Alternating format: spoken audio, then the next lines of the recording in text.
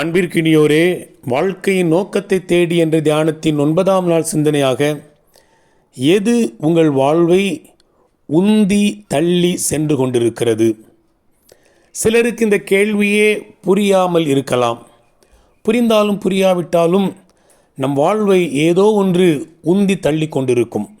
சிலருக்கு உல்லாசமாக இருப்பதே வாழ்க்கையை உந்தி தள்ளி கொண்டிருக்கும். எதை செய்தாலும் அதிலே உல்லாசமாக இருக்கலாமா என்று அவர்கள் தேடுவார்கள். சிலருக்கு பணம் சம்பாதிப்பதே அவர்கள் வாழ்க்கையை முந்தி தள்ளி கொண்டிருக்கும். எங்கு எதை எப்போது யாருக்கு செய்தாலும் அதிலே இருந்து தனக்கு ஏதேனும் பணம் கிடைக்குமா என்பதே இவர்கள் தேடலாக இருக்கும். சிலருக்கு பதவி என்பதே அவர்கள் வாழ்க்கையை முந்தி தள்ளி கொண்டிருக்கும்.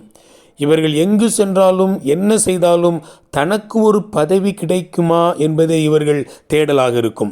இந்த பதவிக்காக இவர்கள் எந்த நிலைக்கும் இறங்கி வருவார்கள், எதையும் விட்டு கொடுப்பார்கள். சிலருக்கு புகழ் என்பதே அவர்கள் வாழ்க்கையை முந்தி தள்ளி கொண்டிருக்கும். இதற்காக இவர்கள் கடினமாக உழைப்பார்கள், தியாகம் செய்வார்கள், சாதிப்பார்கள். உங்கள் வாழ்க்கையின் உந்து சக்தி என்ன? எது உங்கள் வாழ்க்கையை உந்து தள்ளி கொண்டிருக்கிறது? உந்தி தள்ளுதல் என்றால் வழி நடத்துதல் அல்லது திசை காட்டுதல் என்று கூட சொல்லலாம்.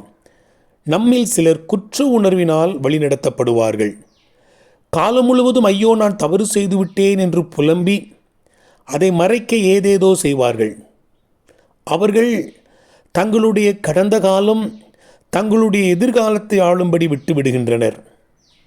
வேதத்திலே காயீனின் குற்ற உணர்வு அவனை கடவுளின் பிரசன்னத்திலிருந்து விலக்கிவிட்டது. கடவுள் சொன்னார், ஆதியாகமம் 4ஆம் அதிகாரம் 12ஆம் வாக்கியத்தில், நீ பூமியில் நிலையற்று அலைகிறவனாயிருப்பாய்.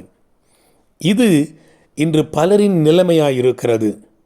நோக்கமில்லாமல் வாழ்க்கை முழுவதும் அலைகிறவர்கள்.